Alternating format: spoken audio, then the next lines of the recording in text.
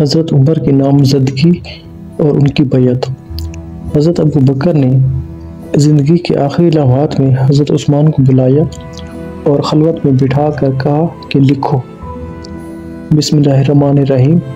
یہ وہ عہد ہے جو ابو بکر بن قحافہ نے مسلمانوں کی طرف لکھا ہے۔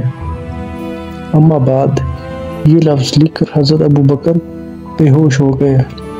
حضرت عثمان نے اپنی طرف سے یہ جملہ تحریر کیا، میں تم پر عمر بن خطاب کو خلیفہ مقرر کرتا ہوں اور میں انہیں نامزد کر کے تمہاری خیر خواہی کر رہا ہوں۔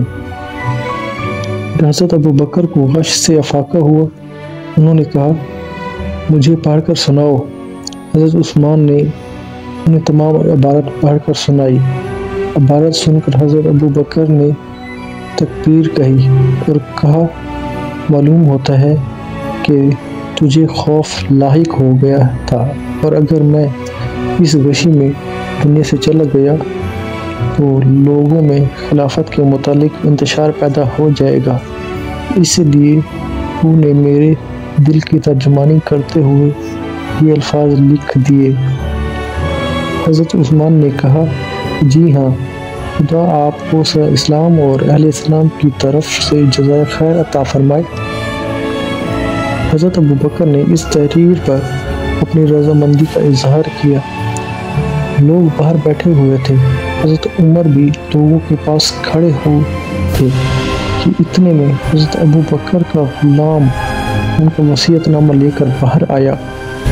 حضرت عمر نے لوگوں سے کہا، لوگوں، خلیفہ رسول کے فرمان کو دل کی گہرائیوں سے سنو اور ان کے فرمان کی اطاعت کرو، اور وہ یہ کہہ رہے ہیں کہ انہوں نے ہماری خیر خواہی میں کوئی کسر اٹھا نہیں رکھی۔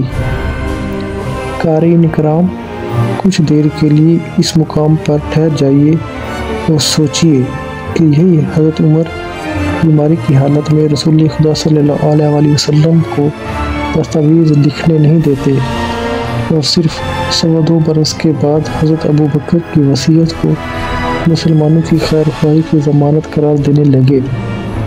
آخر اتنا بڑا فرق کیوں؟ کیا ایسا تو نہیں کہ انہیں یقین تھا کہ اگر رسول خدا نے دستاویز لکھ دی تو اس دستاویز سے انہیں نقصان ہوگا، اور ادھر انہیں یہ یقین تھا کہ اس دستاویز میں انہیں نامزد کیا گیا ہے۔ اگر رسول خدا صلی اللہ علیہ وسلم کی بیماری کی حالت میں دستاویز اس لیے نہیں لکھنے دی گئی کہ اس سے آپ کو زحمت ہوگی، تو یہ زحمت حضرت ابو بکر کے لیے کیوں برداشت کی گئی؟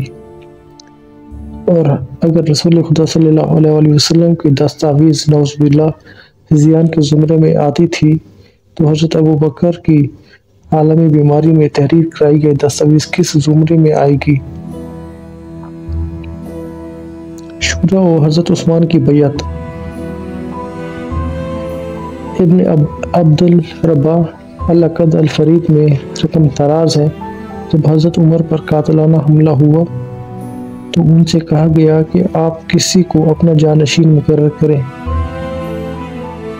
انہوں نے کہا، کاش اگر آج ابو عبیدہ بن جراح زندہ ہوتا تو میں اسے خلیفہ مقرر کرتا، اور اگر میرا خدا مجھ سے اس کی خلافت کے متعلق پوچھتا تو میں کہتا، پروردگار، تیرے نبی نے اس کے متعلق کہا تھا کہ وہ اس امت کا آمین ہے، اور اگر آج ابو حذیفہ کا آزاد کردہ غلام سالم زندہ ہوتا تو میں اسے خلیفہ بناتا، اور اگر خدا مجھ سے اس کے متعلق پوچھتا تو میں کہتا، پروردگار، تیرے نبی نے اس کے متعلق کہا تھا کہ سالم خدا سے محبت کرتا ہے۔